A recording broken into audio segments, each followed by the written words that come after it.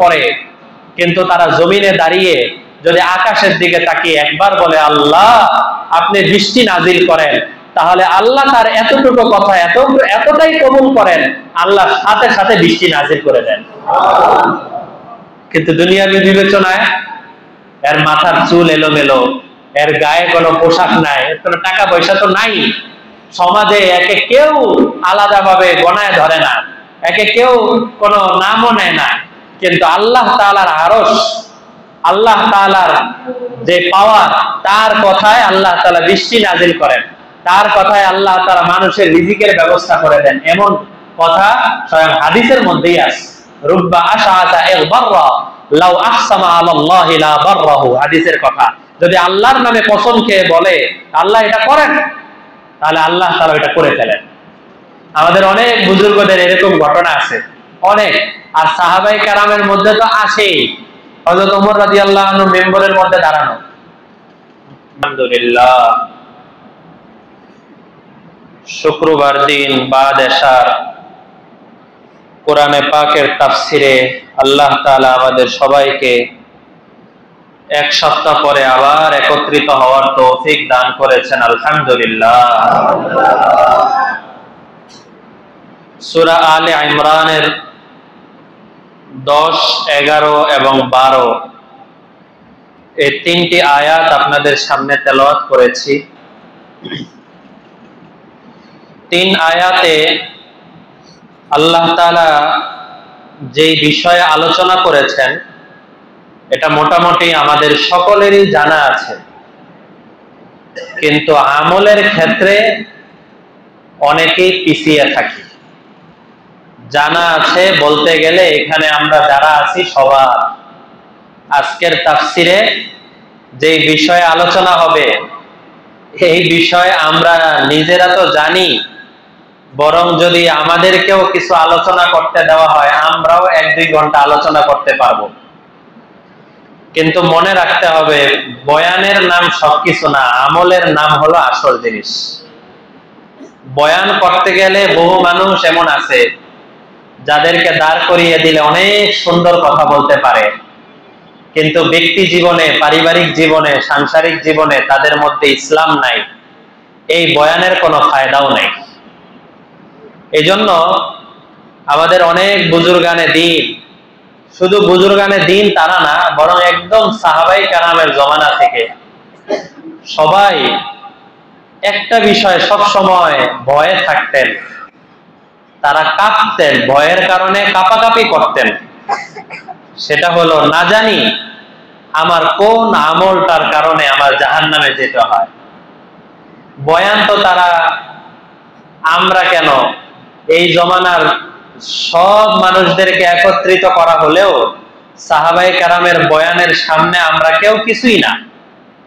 ওনারা তো অনেক বেশি বয়ান পারতেন, সব দিক থেকে ওনারা যোগ্য ছিলেন। তারপরেও ওনারা যেই বিষয়ে খুব ভয় থাকতেন সেটা হলো আমলের মধ্যে কোনো কমতি হয়ে যায় কিনা। হযরত ওমর রাদিয়াল্লাহু আনহু তো এই কথাটাও বলতেন যে এই উম্মতের মধ্যে সবচেয়ে বেশি ভয় হলো এমন মানুষের দ্বারা যারা বয়ানে অনেক বাকপটু হবে কিন্তু কাজের ক্ষেত্রে তারা অনেক পিছনে থাকবে। কারণ বয়ানের দিক থেকে অনেক ভালো করে বয়ান পারার কারণে সুন্দর তর্ক বিতর্ক করতে পারে, যে কোনো বিষয়ে আলোচনা দেওয়া হলে আধা ঘন্টা 1 ঘন্টা অনেক চমৎকার আলোচনা করে। তো এই আলোচনা শুনে সব মানুষ তাকে ফেরেশতা মনে করা শুরু করে। এক পর্যায়ে দেখা যায় এই মানুষটা, এই যে মানুষ আমার প্রতি ভালো ধারণা রাখা শুরু করলো, এই সুযোগে সে সদ্ব্যবহার করাও শুরু করে দেয়। এই জন্য বয়ানটা আসল জিনিস না, বয়ান হলো ওসিলা। এটার মাধ্যমে আমাদের ঈমান বাড়ে, আমলের প্রতি আগ্রহ বাড়ে, কিন্তু আসল হলো আমল। আল্লাহ তাআলা এই বিষয়টাই এই সূরা আলে ইমরানের 10 নম্বর আয়াতে আলোচনা করেছে। বাকি এই আলোচনার পিছনে একটি ছোট্ট ঘটনা আছে। ঘটনাটা হলো নাসারা খ্রিস্টানদের একটা দল নবীজির সাথে তর্ক বিতর্ক করার জন্য রওনা হয়েছে। অনেক দূর থেকে তারা আসতেছে ঘোড়ায় সওয়ার হয়ে মদিনার দিকে যখন আসতেছে, তখন ওই অবস্থায় হঠাৎ করে কোনো কারণ নাই, কিছু নাই, ঘোড়াটা হোঁচট খেয়ে পড়ে গেছে। অনেক মানুষের মধ্যে একটা ধ্যান ধারণা থাকে যে দিনের শুরুতেই যদি আমি কোনো কাজ করতে গিয়ে হোঁচট খাই, তাহলে মনে হয় আজকের দিনটা ভালো গেল না, অশুভ। বিসমিল্লাহর কাস্টমার যদি ফেরত যায়, তাহলে আজকে সারা দিন আর ব্যবসা ভালো হবে না। এরকম ধারণা অনেকে রাখে না? এমন কোন ধারণা রাখা শরীয়তে জায়েজ নাই। কারণ রিজিক দেওয়ার মালিক কে? আল্লাহ তাআলা।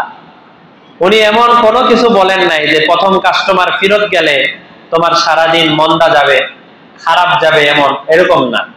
আমি স্বচক্ষে এরকম দেখেছি, সকালবেলা ফজরের পরে কোনো কারণে সিএনজি ঠিক করতেছি, তো দামাদামি করতে গিয়ে হয়তো আমি একটু কম দাম বলে ফেলছি, সিএনজি ওয়ালা তখন জোর করে, অনেক লস হইতেছে, কিন্তু যদি ফেরত যান তাহলে আজকে সারাটা দিন মন্দা যাইব, তাহলে চলেন আপনাকে নিয়ে যাব।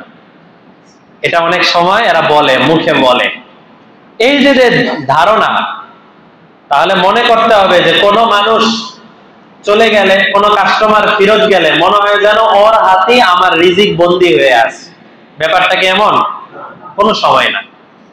তো এই যে কাফেলা এরা রওনা হয়েছে, তো আবু হারেসা এদের মধ্যে একজন বড় নেতা ছিল। এই আবু হারেসার ঘোড়াটা হোঁচট খেয়ে গেছে। হোঁচট খাওয়ার পরে আবু হারেসার ছোট ভাই কুর্স, তার নাম হলো কুর্স, এই কুর্স সে বলা শুরু করলো, ভাইজান কি জন্য আমরা হোঁচট খাইলাম জানেন? জানা নাই তো। এই যে যেই লোকের কাছে, যেই নবীর কাছে আপনি যাচ্ছেন, এত খারাপ নবী, নাউজুবিল্লাহ, এত খারাপ নবী যে এর কাছে রওনা হওয়ার কারণেই আমাদের মধ্যে অশুভ বিভিন্ন খারাপ ইচ্ছা এগুলা শুরু হয়ে গেছে। আজকের দিনটাই আমাদের খারাপ যাবে, এই জন্য প্রথমেই আমাদের ঘোড়াটা হোঁচট খেয়ে গেল। এটা বলছে ওয়াই হাক মানে হলো আমাদের জন্য অশুভ, আজকে সারাদিন আমাদের ভালো কাটবে না, দিনটা খারাপ যাবে। তখন বড় ভাই সে কিন্তু খ্রিস্টানদের পক্ষ থেকে আসতেছে নবীজির সাথে তর্ক করার জন্য, যে খ্রিস্টান ধর্ম সত্য ধর্ম আর ইসলাম ধর্ম মিথ্যা ধর্ম, এই তর্ক করার জন্য। কিন্তু বড় ভাই সাথে সাথে বলল, তুমি কি বলতেছো? তুমি জানো আমরা যার কাছে যাচ্ছি সে কে? তাকে বলছো যে সে খারাপ নবী, তার কারণে আমাদের ঘোড়া হোঁচট খাইছে, তার কারণে এটা হইছে সেটা হইছে, এগুলা তুমি কেন বলছো? নিঃসন্দেহে জেনে রাখো আমরা যার কাছে যাচ্ছি সে একজন সত্য নবী। এবার ছোট ভাই প্রশ্ন করে, যদি সত্য নবী হয়ে থাকে তাহলে ইনজিলের এত বড় এত কিছু নিয়ে আমরা তর্ক করতে কেন যাচ্ছি? তর্ক করার কি প্রয়োজন? আমরা মুসলমান হয়ে যাই। আমাদেরকে বাড়ির থেকে এত কষ্ট করে আপনি নিয়ে আসতেছেন ওনার সাথে তর্ক করার জন্য, তো উনি সত্য নবী হলে আমরা মেনে নেই। তখন বড় ভাই যে কথাটা বলছিল এর জবাবে ওই কথা প্রসঙ্গে আল্লাহ তাআলা এই আয়াত নাজিল করছেন। বড় ভাই কি বলছে? বড় ভাই বলছে, দেখো আমাদের কাছে অনেক টাকা পয়সা আছে, দীর্ঘদিন ধরে মানুষজন আমাদেরকে পাদ্রী মনে করে, খ্রিস্টান আলেম, খ্রিস্টান ধর্মযাজক মনে করে বিভিন্ন হাদিয়া তোহফা আরো অনেক কিছু আমাদের কাছে নিয়ে আসছে। হাদিয়া তোহফা আনতে আনতে এই উপহার ইত্যাদি টাকা পয়সা এত বেশি যে আমাদের পাদ্রী যারা আছে সবাই এখন লক্ষ কোটি টাকার মালিক, অনেক সম্পদের মালিক। যদি আজকে আমরা সবাই মিলে মোহাম্মদকে নবী মেনে নেই, তাহলে অর্থ হলো মোহাম্মদকে নবী মানার মানেই হলো আমাদের জান, আমাদের মাল, এই সব কিছু আমরা তার কাছে অর্পণ করে দিলাম। এটাই তো ইসলাম ধর্ম মানার অর্থ। যে আমার জান জান না, আমার মাল মাল না, আমার জান আল্লাহ এবং তার রাসূলকে দিয়ে দিলাম, ওনারা যেভাবে বলবেন সেভাবেই আমার জান পরিচালনা করব। আমার মালকে ওনারা যেই খাতে খরচ করতে বলবেন ওই খাতে খরচ করব, আর যেই খাতে খরচ করতে নিষেধ করবেন ওই খাতে আমরা খরচ করব না। ইসলামের মানেই তো এটা। তো উনি বলল, বড় ভাই বলল যে আমাদের কাছে এত এত টাকা পয়সা আছে, এত ধন সম্পদ আছে, আর এত দলবল আছে, যদি আমরা সবাই মুসলমান হয়ে যাই তাহলে আমাদের যত মুরিদ আছে, আমাদের সাথে থাকে, আমাদেরকে শ্রদ্ধা করে, আমাদের সেজদা করে, আমাদেরকে আলাদাভাবে দেখে, এরা সবাই গিয়ে মুহাম্মদের কাছে চলে যাবে, এখন থেকে তার কথা মানবে, আর তার কাছে টাকা পয়সা সব দিয়ে দিবে, ফলে আমাদের তো আর কিছুই থাকবে না। এই ভয়ে আমরা মুসলমান হইতেছি না, উল্টা আরো তর্ক বিতর্ক করার জন্য রওনা হইছি। এই কথা বলছি এই বড় ভাই। তখন ছোট ভাই, সে একটু বুঝমান, সে তখন বলছে চলেন আমরা মদিনায় যাই। যদি আপনার এই কথাটাই সত্য হয় তাহলে আল্লাহর কসম খেয়ে বলতেছি, আপনি বড় ভাই কিনা সেটা আর আমি দেখব না, সত্য জিনিসটাকেই আমি গ্রহণ করব। আমি মুহাম্মদুর রাসূলুল্লাহর হাতে হাত রেখে বায়াত হয়ে তার কাছে মুসলমান হয়ে যাব। ঠিকই এই ছোট ভাই, বড় ভাই, আরো দলবল যারা আছে তারা সবাই মিলে আসলো তর্ক বিতর্ক করার জন্য। আর স্বয়ং যে তর্ক করার জন্য আসছে তার ছোট ভাই সবার সামনে নবীজির হাতে হাত রেখে বায়াত হয়ে মুসলমান হয়ে গেলেন। এবং তার নামের শেষে আমরা এখনো ব্যবহার করি হযরত কুরজ রাদিয়াল্লাহু তাআলা, যিনি মুসলমান হয়ে গেছেন, সাহাবী হয়ে গেছেন। তো আগের জন বা বড় ভাই, ওনার ভাগ্যে কালেমা নাই, টাকা পয়সার লোভ, দল বলের লোভ এমন ভাবে ঢুকছে যে ঢোকার কারণে জানে আমি মিথ্যার উপরে আছি, এর পরেও সে টাকা পয়সার কারণে, দল বলের কারণে সে সত্যটাকে গ্রহণ করতে পারে নাই। আমাদের সমাজেও কিন্তু অনেক সময় এমন হয়, জানা আছে স্পষ্ট যে যেই কাজটা করতেছি বা যেই দলে আছি বা যেই দরবারে যাচ্ছি এটা সম্পূর্ণ বাতিল, এটা কোনো দিক থেকে কোনো সহি না, একেবারেই বেঠিক একটা ধর্মের উপরে আছি বা বেঠিক জায়গায় আমি যাতায়াত করছি। ওলামায়ে কেরাম বুঝাচ্ছেন, মানুষজন বুঝাচ্ছেন, আত্মীয় স্বজন বুঝাচ্ছেন, তারপরেও আসতে পারি না কেন? হয়তো কোনো বন্ধু বান্ধবের পাল্লায় পড়ে গেছি, তার লজ্জার কারণে আসতে পারি না, অথবা কোনো টাকা পয়সা আছে যে কারণে আসতে পারি না, অথবা এমন মহাব্বত, এমন ভক্তি তার প্রতি চলে আসছে, এবার ভক্তির সামনে কোরআন হাদিসও আমার বিলীন হয়ে গেল, কোরআন হাদিসও মানতে পারি না। তো যারা এই জাতীয় সমস্যার মধ্যে পড়ে যায় তাদের হেদায়েত কপালে থাকে না। যতই বয়ান করা হোক, যতই বোঝানো হোক, সব হয়তো বয়ান শুনবেই না, বলবে যে এই হুজুরের কাছে যাব না, জানা আছে সে আমাকে ওই দলের বিরুদ্ধে বলবে। এরকম অনেকে আছে কিন্তু, না না আমার দলের বিরুদ্ধে বলবে, যাওয়া যাবে না। আরে ভাই, দলের বিরুদ্ধে বলি আর যার বিরুদ্ধেই বলা হোক, জিনিসটা বোঝার চেষ্টা করেন যে কোরআন হাদিস মোতাবেক কিনা, নাকি বানানো কোনো কথাবার্তা। হুজুর যদি বানানো কোনো কথাবার্তা বলে তাহলে হুজুরকে মাইনেন না, সমস্যা নেই, দূরে থাকেন। কিন্তু হুজুর যদি প্রত্যেকটা কথা বলছেন আর কোরআনের কোনো রেফারেন্স দিচ্ছেন, হাদিসের কোনো রেফারেন্স দিচ্ছেন, নবীজির কথা বলছেন, সাহাবীদের কথা বলছেন, তাহলে আল্লাহর কোরআন, নবীজির হাদিস, সাহাবীদের বাণী এর চাইতে বড় এমন কি দরবার চলে আসলো যেই দরবারের সামনে কোরআন হাদিস শেষ হয়ে যাবে? এমন কোন দরবার আছে নাকি? আল্লাহ তাআলা দেখেন এই বড় ভাই সম্পর্কে যে কথাটা বলেছেন, যদিও কথাটা আল্লাহ তাআলা ওই খ্রিস্টান বড় ভাইয়ের ব্যাপারে বলছেন, কিন্তু কথাটা আমাদের সবার জন্যই প্রযোজ্য। কি কথা? ইন্নাল্লাযীনা কাফারু লান তুগনি আনহুম আমওয়ালুহুম ওয়ালা আওলাদুহুম মিনাল্লাহি শাইআ। হে আমার বান্দারা, জেনে রাখো, দুনিয়ার মধ্যে কিছু মানুষ আছে যারা কুফরি করে, ডাইরেক্ট কুফরির সাথে লিপ্ত।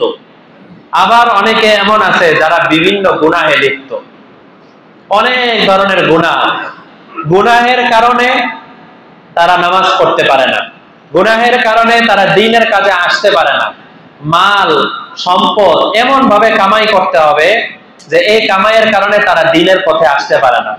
মাঝে মধ্যে এমন হয়, সন্তানাদি এমন হয়েছে, ছোটকাল থেকে সন্তানাদিদেরকে এমন ভাবে বড় করেছে, এখন দ্বীনের পথে আসতে চেষ্টা করছে, কিন্তু সন্তানাদি বাধা দেয়, না যেতে পারবে না, ওই জায়গায় যাওয়া যাবে না।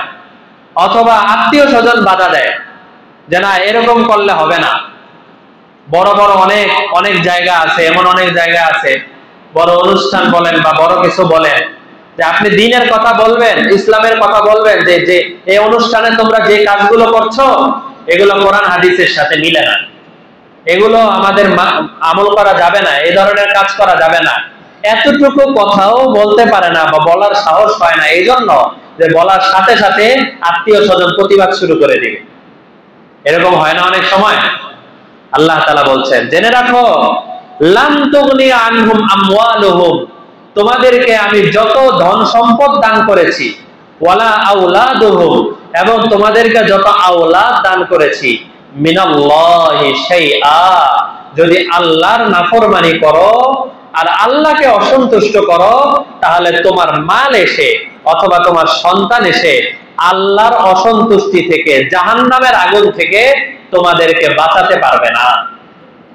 এই যে আবু হারেসা, সে যে মালের লোভে, টাকার লোভে সে ইসলাম ধর্ম গ্রহণ করতে পারলো না, নবীজিকে সত্য জেনেও সে মুসলমান হতে পারলো না টাকার লোভে, কিছুদিন পরে তো চলে গেল।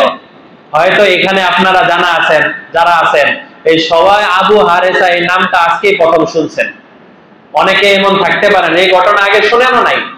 তো সে তো কিছুদিন টাকা পয়সা ভোগ করছে, এরপরে যে চলে গেল কবরে, আর কোনো খোঁজ খবর নাই, কেউ তার নাম জানা নাই, কারো ব্যাপারে তার কোনো খোঁজ খবর নাই। কবরের আযাব তো তার এই যে আজকে 1400 বছর পার হয়ে গেছে, এখনো ভোগ করতে হচ্ছে। ওই দিন যদি ওই মালের, ধন সম্পদের লোভ লালসা বাদ দিয়ে রাসূলের হাতে বায়াত হয়ে যেত, রাসূলের কাছে মুসলমান হয়ে যেত, তাহলে আজকে আমরাও তার নামের শেষে রাদিয়াল্লাহু আনহু ওয়া রাদু আনহু বলতাম। কিন্তু গ্রহণ করতে পারে নাই, যে কারণে তার খারাপ দিক নিয়ে আমাদের তাফসীরে আলোচনা হচ্ছে। কোরআনের মধ্যে আল্লাহ আয়াত নাজিল করলেন। তো এই জিনিসটা বলেন তো শুধু আবু হারেসার সাথে না, আমাদের সবার সাথে, সবার সাথে, যে অনেক সময় এমন হবে সন্তানাদিদেরকে নিয়ে এত ব্যস্ততা, এত ব্যস্ততা, ব্যস্ততার কারণে আমি নিজের আখিরাতকে বরবাদ করে দিচ্ছি। মালের পিছনে এত ব্যস্ততা, নিজের আখিরাতকে শেষ করে দিচ্ছি ব্যস্ততায় ব্যস্ততায়। হ্যাঁ, এটা কোনো সময় আগেও বলেছি, কোনো সময় এটা বলি না, বলবো না যে দুনিয়াদারি করার দরকার নেই। আল্লাহ তাআলা মানুষকে দুনিয়াতে পাঠাইছেন, এখানে দুনিয়াতে জীবন যাপন করার জন্য কিছু ওসিলা লাগবে। মানুষদেরকেই শুধু আল্লাহ তাআলা ওসিলা গ্রহণ করার জন্য বলেছেন। আর অন্য কোটি কোটি কোটি কোটি মাখলুকাত, সমস্ত মাখলুকাতকে আল্লাহ তাআলা কোন চাকরি ছাড়া, ব্যবসা ছাড়া, ক্ষেত খামার ছাড়া প্রতিদিন পেট ভরে খানা খাওয়াইতেছেন। খাওয়াইতেছেন কিনা? সমুদ্রের এক একটা মাছের হিসাব নেন, বৈজ্ঞানিকদের কাছ থেকে খবর নেন, তাদের যে আর্টিকেল আছে আর্টিকেল পড়েন, দেখেন এক একটা মাছ কত টন কে টন প্রতিদিন খাবার খায়, টন কে টন।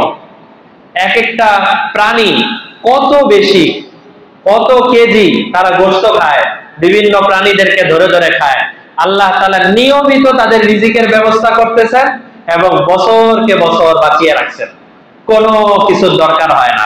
শুধু মানুষের ক্ষেত্রে আল্লাহ তাআলা বলছেন, তুমি একটু রিজিকের জন্য দৌড়ঝাঁপ করো, বাকি রিজিক দিব আমি আল্লাহ তাআলা। আল্লাহ তাআলাই রিজিক দান করবেন, তুমি শুধু একটু দৌড়ঝাঁপ করবা। তো দৌড়ঝাঁপ করতে গিয়ে 28 পারায় যে আল্লাহ বললেন যে নামাজ যখন আদায় হয়ে যায় তখন তোমরা রিজিকের উদ্দেশ্যে বের হয়ে যাও, এই দৌড়ঝাঁপ করার জন্য যে আল্লাহ বললেন, দৌড়ঝাঁপ করতে গিয়ে এমন ভাবেই দৌড় দিলাম যে এখন আগের যে হুকুম যে নামাজ পড়া হয়ে গেলে পরে রিজিকের জন্য দৌড় দাও, এবার নামাজের আর কোনো খোঁজ খবর নাই, দিনের কাজের কোনো খোঁজ খবর নাই। এটা মনে রাখতে হবে। মিশকাত শরীফের হাদিস আছে, কোন বান্দা যদি নিজের সমস্ত ফিকিরকে, নিজের সমস্ত চিন্তা ভাবনাকে আল্লাহর জন্য দিয়ে দেয়, আল্লাহ তাআলা তার যত চিন্তা ভাবনা আছে, সমস্ত পেরেশানি, চিন্তা, দুশ্চিন্তা, এই সব পেরেশানির দায়িত্ব আল্লাহ তাআলা নিজে নিয়ে নেন। আর কেউ যদি নিজে বলে এই পেরেশানিটা আমার দূর করতে হবে, এটা নিয়ে আমার দৌড়ঝাঁপ করতে হবে, এটা করতে হবে, করতে করতে এমন ভাবে দূরে গেছে, এবার আল্লাহ তাআলাকেও ভুলে গেছে, রাসূলকেও ভুলে গেছে, ইসলামের কথাও ভুলে গেছে। দিন দিন তার পেরেশানি আরো বাড়তে থাকবে, কমবে না, বাড়তেই থাকবে। আপনারা হিসাব লাগান, যারা দুনিয়ার কাজে ব্যস্ত, যত বেশি ব্যস্ত হচ্ছে, তত বেশি তাদের পেরেশানি বাড়তেছে। আর যারা দ্বীনের কাজে ব্যস্ত, আখিরাতের কাজে, আমাদের সমাজে আছেন না যারা আখিরাত নিয়ে ব্যস্ত? অনেকে আছেন আখিরাত নিয়ে ব্যস্ত, আখিরাতের কাজ আরো করতেছেন। মসজিদের সাথে ব্যস্ততা, মাদ্রাসার সাথে ব্যস্ততা, মানুষের সাথে ব্যস্ততা, আখিরাতের কাজেই সমস্ত ব্যস্ততা। তাদের পেরেশানি তো বাড়ে তো দূরের কথা, দিন দিন তাদের মধ্যে শান্তি আর রহমত আল্লাহর বেশি নাজিল করেন। দুইটাই কিন্তু ব্যস্ততা, দুইটাই ব্যস্ততা। অফিসের একদম সামান্য যে কর্মচারী, তার যতটুকু টেনশন, এর উপরে যে বস আছে তার টেনশন আরো বেশি। এর উপরে আরো বড় যে বস, একদম এমডি পর্যায়ের যারা আছে, তাদের চিন্তা টেনশন এত বেশি, রাতের বেলা ঘুমও হয় না। কিন্তু দেখবেন একই ব্যস্ততা আখিরাতের ক্ষেত্রে লাগানো হোক, সকালে বের হয় দ্বীনি দাওয়াতের প্রোগ্রামে, কোরআন হাদিসের বিষয় নিয়ে মানুষদেরকে দিন শেখানোর জন্য, রাতের বেলা বাসায় ফিরে দেখবেন যে এদের মধ্যে আল্লাহ তাআলা শান্তি আর রহমত আরো বেশি দান করেন। পারিবারিক ভাবে শান্তি হয়, সামাজিক ভাবে শান্তি হয়, আহলো আয়ালে শান্তি হয়, শান্তি শুধু আসতেই থাকে। আল্লাহ তাআলা এখানে বলেন যে তোমাদের মাল এবং তোমাদের আওলাদ যদি আল্লাহর পক্ষ থেকে কোনো আযাব নির্ধারিত হয়ে যায়, তাহলে এরা তোমাদেরকে কোনোভাবেই বাঁচাতে পারবে না। এই যে আমরা দুনিয়াতে আছি, প্রত্যেকটা জায়গায় একটা নিয়ম আছে। আমি যদি অসুস্থ হই, আমার ডাক্তারের কাছে যেতে হবে। যদি মামলা মোকদ্দমা থাকে, তাহলে উকিলের কাছে যেতে হবে। আর যদি এমনি কোনো সামাজিক কোনো সমস্যা হয়, পুলিশের কাছে যেতে হবে। এটা একটা নিয়ম। ঠিক আখিরাতে যদি কেউ কোনো সমস্যার মধ্যে পড়ে, তাহলে এটার বাঁচার উপায় একমাত্র আমল, এছাড়া আর কিছু নাই। আমলই হলো একমাত্র বাঁচার উপায়।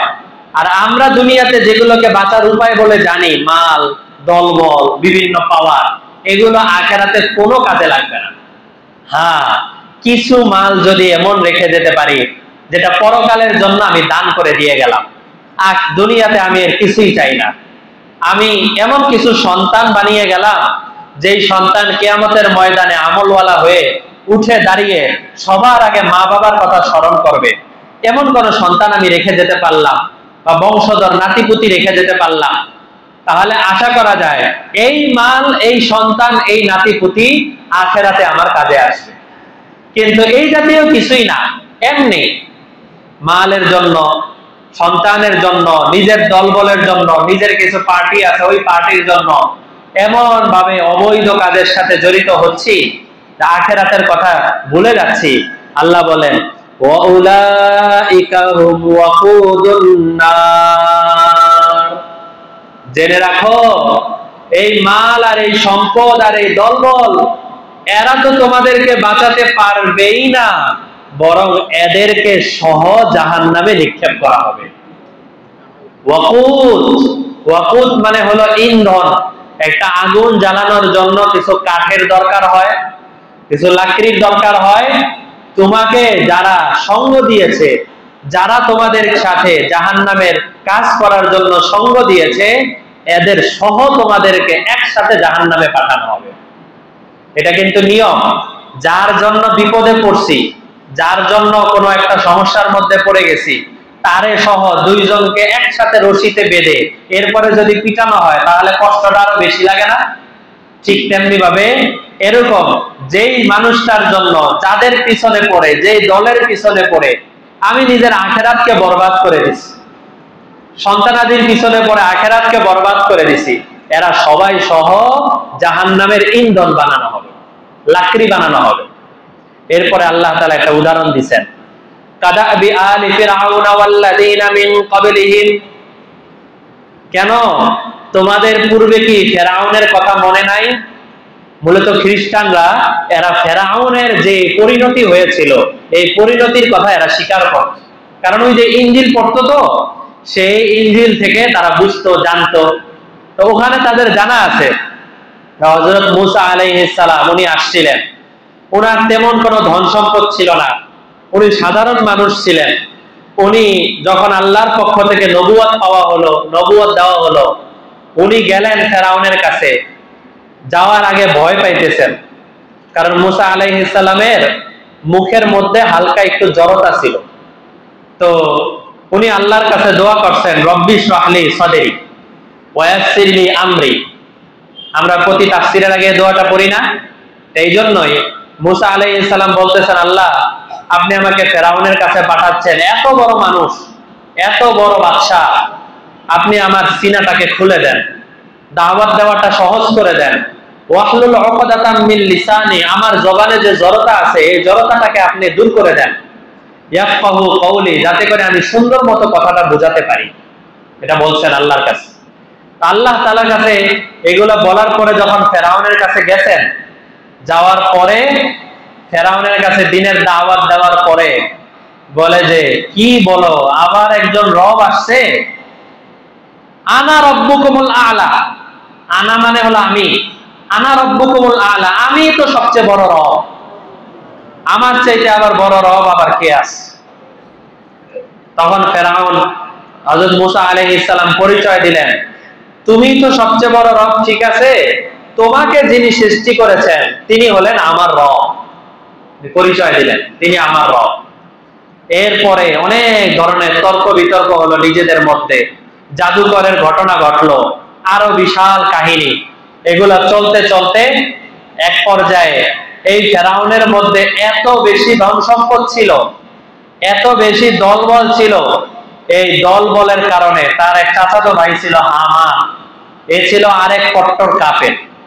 এই হামান ছিল মূসা আলাইহিস সালামের এক চাচাতো ভাই ছিল কারুন, তার ছিল মাল অনেক বেশি। এতগুলো কাফের তারা একত্রিত হয়েছে এবং তাদের সবার একটাই কথা, এই মূসাকে কোনোভাবে বিজয় হতে দেওয়া যাবে না।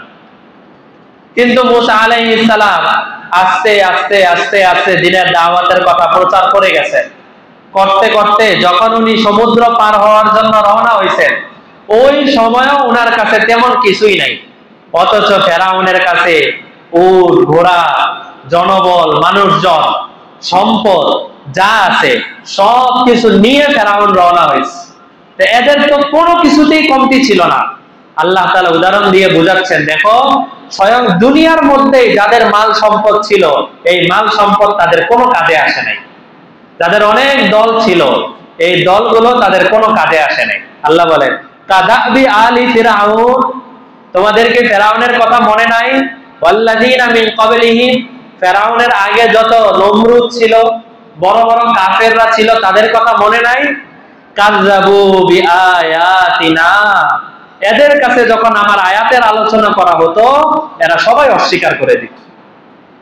আমাদের মধ্যেও কিন্তু অনেক মানুষ এমন আছেন, কোরআনের কথা বলা হলে, হাদিসের কথা বলা হলে শুনেও শুনতে চান না, বুঝেও বুঝতে চান না। হয় না এরকম অনেক সময়? মনে করেন যে আর এগুলা তো সব পরে, আগে সবার আগে হলো টাকা, সবার আগে টাকা, টাকা যার বেশি সেই জীবনে কিছু করতে পারছে। আমরা যদি কাউকে প্রশ্ন করি, কি ব্যাপার, ও জীবনে কিছু করতে পারছে, এটা দ্বারা কি বোঝায়? টাকা পয়সা আছে কিনা, এটা বোঝানো হয় না? কিন্তু আসলে কি, একজন মানুষ হয়তো টাকা পয়সা কামাই করে নাই, হয়তো দুনিয়ার জীবন একভাবে সে পার করে ফেলছে, কিন্তু আখিরাতের জন্য সে অনেক কিছু করে গেছে। তাহলে ওই টাকা পয়সাওয়ালা মানুষের চাইতে এই মানুষটার ক্যারিয়ার অনেক ভালো। যদিও দুনিয়াবি বিবেচনায় টাকাটাই হলো আমাদের সবকিছুর মেন। টাকা যারা আছে সেই অনেক বড়, যার টাকা নাই সে যতই সম্মানিত হোক তার সাথে মানুষ কোনো ভালো আচরণ করে না, তাকে মানুষ কোনো দেখাশোনাও করে না। হাদিসে আছে, আল্লাহর জমিনে এমন এমন কিছু বান্দা আছে যাদের কোনো টাকা পয়সা নাই, এমনকি মাথার চুল এলোমেলো হয়ে গেলে ওই চুল আঁচড়ানোর মতো যেই পরিমাণ সামর্থ্য দরকার অতটুকু সামর্থ্য তাদের নাই। ধুলাবালুওয়ালা জামা কাপড় পরে, কিন্তু তারা জমিনে দাঁড়িয়ে যদি আকাশের দিকে তাকিয়ে একবার বলে, আল্লাহ আপনি বৃষ্টি নাজিল করেন, তাহলে আল্লাহ তার এতটুকু কথা এতটাই কবুল করেন, আল্লাহ সাথে সাথে বৃষ্টি নাজিল করে দেন। কিন্তু দুনিয়াবি বিবেচনায় এর মাথার চুল এলোমেলো, এর গায়ে কোনো পোশাক নাই, এর কোনো টাকা পয়সা তো নাই, সমাজে একে কেউ আলাদাভাবে গণায় ধরে না, একে কেউ কোনো নামও নেয় না, কিন্তু আল্লাহ তাআলার আরশ, আল্লাহ তাআলার যে পাওয়ার, তার কথায় আল্লাহ তাআলা বৃষ্টি নাজিল করেন, তার কথায় আল্লাহ তাআলা মানুষের রিজিকের ব্যবস্থা করে দেন, এমন কথা স্বয়ং হাদিসের মধ্যেই আছে। রুব্বা আশআতা ইগবাররা লাউ আকসামা আলাল্লাহি লা বাররাহু, হাদিসের কথা। যদি আল্লাহর নামে কসম খেয়ে বলে আল্লাহ এটা করেন, তাহলে আল্লাহ তাআলা এটা করে ফেলেন। আমাদের অনেক বুজুর্গদের এরকম ঘটনা আছে অনেক। আর সাহাবায়ে কেরামের মধ্যে তো আছেই। হযরত ওমর রাদিয়াল্লাহু আনহু মেম্বরের মধ্যে দাঁড়ানো, মেম্বরে দাঁড়ানো, খুতবা দিচ্ছেন, হঠাৎ করে বলে ফেলছেন খুতবার মাঝখানে, ইয়া সারিয়াল জাবাল, ইয়া সারিয়াল জাবাল। যারা খুতবা শুনতেছেন সবাই তো অবাক, কি ব্যাপার, হঠাৎ করে ইয়া সারিয়াল জাবাল, হে সারিয়া পাহাড়, হে সারিয়া পাহাড়, এই কথা বলতেছেন। ঘটনা কি? ঘটনা হলো হযরত ওমর একটা বাহিনী পাঠাইছেন সেই সুদূর ইয়ামানে, অনেক দূরে একটা বাহিনী পাঠাইছেন। ওই বাহিনীর নেতা ছিল সারিয়া। শত্রু বাহিনী আক্রমণ করা শুরু করছে বিশাল দলবল নিয়ে।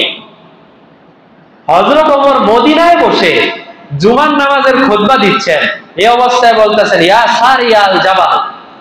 এই আওয়াজ আল্লাহ তাআলা ওই সারিয়ার কানে পৌঁছায় দিয়েছেন। সারিয়ার সাথে সাথে তার বাহিনী নিয়ে সবাই পাহাড়ের চূড়ায় গিয়ে আশ্রয় নিয়ে নিয়েছেন। মদিনা থেকে তারা ইয়ামানের মধ্যে যুদ্ধ পরিচালনা করেন। কি করে সম্ভব ভাই? সম্ভব তো এই কারণে, আল্লাহর সাথে সম্পর্ক রাখেন, আল্লাহ তাদের আওয়াজকে মদিনায় পৌঁছায় দেন, ইয়ামানে পৌঁছায় দেন, দূরে পৌঁছায় দেন। তো এটাও এরকম বহু ঘটনা আছে, যারা এক জায়গায় বসে একটা কথা বলে আল্লাহ তাআলা ওইটা অনেক দূর দূরান্তে পৌঁছায় দেন। আল্লাহ তাআলা এখানে বলেন যে কাযযাবু বিআয়াতিনা, ফেরাউনের বাহিনীরা তারা আমার কথা অস্বীকার করছে, কোরআনের বিধান আনছে, আসছে, পরে আরে এগুলা তো ওয়াজ, এগুলা তো বয়ান, এগুলা তো কত কিছুই হবে, আসল তো সবকিছুর মূলে হলো আমার ক্ষমতা, সবকিছুর মূলে হলো আমার টাকা পয়সা, ওইটাই মূল।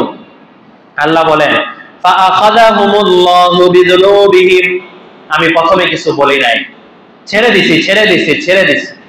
চলতে চলতে চলতে চলতে এক পর্যায়ে গিয়ে বিযুনুবিহিম, তাদের গুনাহের কারণে আমি এমন ভাবে তাদেরকে ধরেছি, ওয়াল্লাহু শাদীদুল ইকাব, জেনে রাখো আমি আল্লাহ যখন ধরি তখন আমার ইকাব, আমার শাস্তি অনেক কঠোর হয়ে যায়। ধরার আগ পর্যন্ত আল্লাহ তাআলা আরহামুর রাহিমিন, আল্লাহ মাফ করে দিবেন, মাফ করে দিবেন, মাফ করে দিবেন। কিন্তু যখন ধরে ফেলবেন, কারো ব্যাপারে আল্লাহ শাস্তির ফয়সালা করে ফেলছেন, তাহলে এইবার আর মাফির কোনো সুযোগ নাই। এই জন্য আমাদের এই বিষয়টাও বোঝা উচিত, চিন্তা করা উচিত। তাফসীরের শুরুতেই বললাম যে আজকে এমন কোনো আলোচনা হবে না যেটা আমাদের জানা নাই। সব বিষয় আমাদের জানা আছে, যে যেই মালের পিছনে দৌড়াচ্ছি, যেই সন্তানের পিছনে নিজের সবকিছু শেষ করে দিচ্ছি, এই সন্তান দেখা যাবে আমার আখিরাতে কোনো কাজে আসবে না, যদি নেককার সন্তান না হয়। আর আখিরাতে কাজে আসবে না ওইটা তো অনেক পরে। স্বয়ং দুনিয়াতেই কত সন্তানরা মা বাবার মুখে লাথি মারে, তার কোনো হিসাব নাই, তাই না? মা বাবা আফসোস করে, চোখের পানি ফেলে, মানুষের কাছে গিয়ে গিয়ে বলে এই সন্তানের জন্য কত কষ্ট করছি, আজকে সন্তান আমাকে বাদ দেয় না, আজকে সন্তান আমার জন্য কোনো কষ্ট করে না, সন্তান মা বাবাকে খানা খাওয়াবে না, মা বাবাকে দেখবে না, মা বাবাকে দূরে পাঠায় দিবে, অমুক বাসায় তমুক বাসায় যাও ঘোরাঘুরি করে আসো, খুশি মনে। অথচ মা বাবার জীবনের কত শত ঘন্টাকে ঘন্টা এই সন্তানের পিছনে ব্যয় হয়েছে, তার কোনো হিসাব স্বয়ং মা বাবাও দিতে পারবে না। আর এখন মা বাবা দুমুঠো ভাতের জন্য, সামান্য একটু ভালো কাপড়ের জন্য সন্তানের দ্বারস্থ হতে হয়, বলতে হয় আমার একটু কাপড় দরকার, আমার এটা দরকার, আমার সেটা দরকার। এগুলো তো আল্লাহ তাআলা দুনিয়াতেই দেখায় দেন কিনা? এই জন্য আমি কার পিছনে দৌড়াচ্ছি, আমি কোন জিনিসের পিছনে নিজের সব শেষ করে দিচ্ছি, এটা বুঝে শুনে আগানো দরকার। কোন সময় আমি এই কথা বলছি না যে সন্তানদেরকে এবার অ্যাভয়েড করেন, তাদের দিকে খেয়াল রাখবেন না, এটা না। সন্তানের প্রতি পরিপূর্ণ খেয়াল রাখা উচিত, মাল অবশ্যই কামনা করা উচিত, স্ত্রী মা বাবা সবার প্রতি খেয়াল রাখা উচিত, কিন্তু সবার প্রতি হলো খেয়াল হলো দুই নম্বরে, এক নম্বরে হলো আল্লাহর বিধান। আল্লাহর বিধান যখন চলে আসবে, এবার দুনিয়াবি অন্য সবকিছু আমার পিছনে। আল্লাহ তাআলা যেই কথাগুলো বললাম আমাকে এবং আপনাদের সবাইকে একেবারে পুঙ্খানুপুঙ্খানু আমল করার তৌফিক দান করেন। ওয়া আখিরু দাওয়ানা আনিল হামদুলিল্লাহি রাব্বিল আলামিন।